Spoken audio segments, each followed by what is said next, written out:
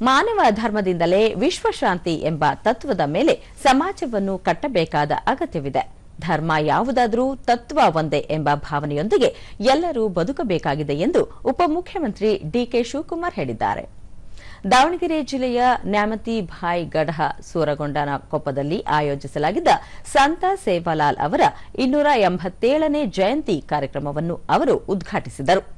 ಈ ವೇಳೆ ಸಚಿವರಾದ ಎನ್ಎಸ್ ಬೋಸರಾಜು, ಮಂಕಾಳ ವೈದ್ಯ, ಉಪಸಭಾಧ್ಯಕ್ಷ ರುದ್ರಪ್ಪ ಲಮಾಣಿ, ಸಂಸದರಾದ ಡಾ ಪ್ರಭಾ ಮಲ್ಲಿಕಾರ್ಜುನ್, ಬಿವೈ ರಾಘವೇಂದ್ರ, ಶಾಸಕರಾದ ಡಿಜಿ ಶಾಂತನಗೌಡ, ಬಿಪಿ ಹರೀಶ್ ಮತ್ತಿತರರು ಉಪಸ್ಥಿತರಿದ್ದರು.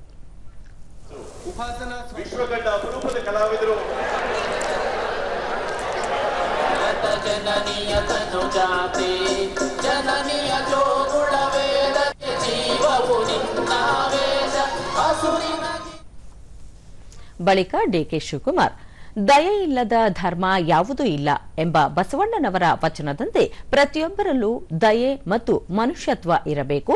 ಮಾನವ ಧರ್ಮದ ಸಾಕಾರದಿಂದಲೇ ವಿಶ್ವಶಾಂತಿ ಸಾಧ್ಯ ಎಂದು ಪ್ರತಿಪಾದಿಸಿದರು.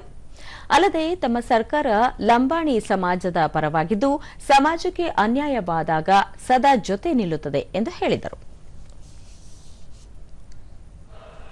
ಪುರುಷ, ಕವಿ, ಸಂತ, ಕಾಲಜ್ಞಾನಿ, ಸಮಾಜ ಸುಧಾರಕ ಆಗಿದ್ದಂತ ಇಂಥ ಮಹಾನ್ ಪುರುಷ ರಾಜ್ಯ ಇದು ಅಂತ ಹೇಳ್ಕೊಳ್ಳಿಕ್ಕೆ ನಮ್ಗೆಲ್ಲ ಬಹಳ ಸಂತೋಷ ಆಗ್ತಾ ಇದೆ.